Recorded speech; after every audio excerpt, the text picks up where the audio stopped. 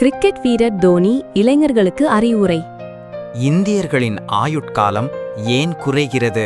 இந்திய கிரிக்கெட் அணியின் முன்னாள் வீரர் MS தோனி வரலாற்றின் மிகச்சிறந்த கேப்டன்களில் ஒருவராக அறியப்படுகிறார்.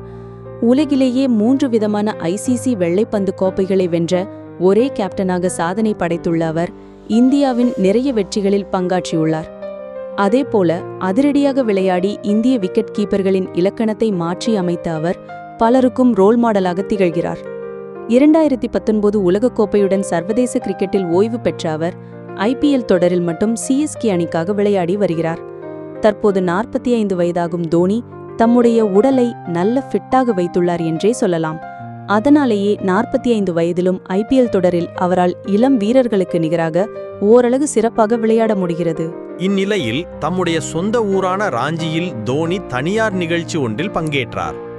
அந்த நிகழ்ச்சியில் நகரங்களில் உள்ள தற்போதைய இந்தியர்கள் குறைவான உடல் உடைப்பை வெளிப்படுத்துவதாக தோனி கவலை தெரிவித்தார்.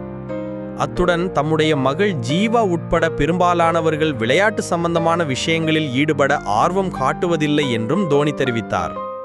அதனாலேயே முன்பெல்லாம் சாதாரணமாக 100 வயது வரை வாழ்ந்த இந்தியர்களின் தற்போதைய ஆயுள் காலமும் வயதும் குறைந்துள்ளதாக தோனி கூறியுள்ளார். எனவே அனைவரும் நன்றாக விளையாடி உடலை சுறுசுறுப்பாக வைத்துக் கொள்ள வேண்டும் என்று தோனி அறிவுறுத்தியுள்ளார். இப்போதெல்லாம் வயது குறைந்து வருகிறது, ஏனெனில் நம்முடைய உடல் செயல்பாடுகளின் அளவு குறைந்து வருகிறது. இந்தியர்களாகிய நமது சராசரி உடல் தகுதி அளவு ஃபிட்னஸ் குறைந்துவிட்டது. என் மகள் கூட அதிக உடல் செயல்பாடுகளில் ஈடுபடுவதில்லை என்று நினைக்கிறேன். அவள் விளையாட்டில் ஈடுபடுவதில்லை.